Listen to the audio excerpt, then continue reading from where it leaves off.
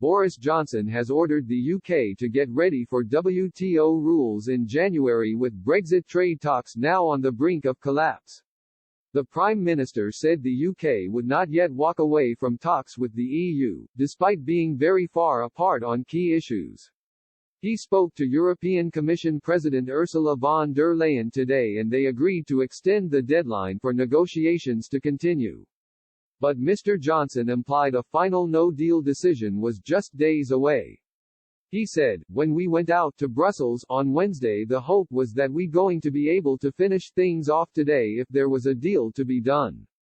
As things stand, I am afraid we're still very far apart on some key things.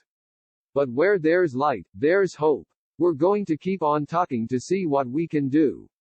The UK certainly won't be walking away from the talks. I think people can expect us to go the extra mile. The Commission are very determined to keep the negotiations on the way that we've been done. I've got to repeat that the most likely thing now is of course that we have to get ready for WTO terms. Don't forget everybody, we've made huge preparations for this. We've now been at this for 4.5 years. We've got ready and the UK will do very, very well."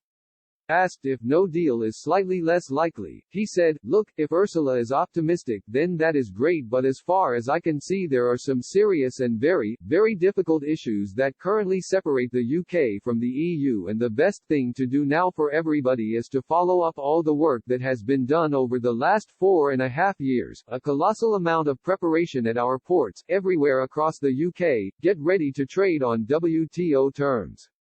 And there is a clarity and a simplicity in that approach that has its own advantages.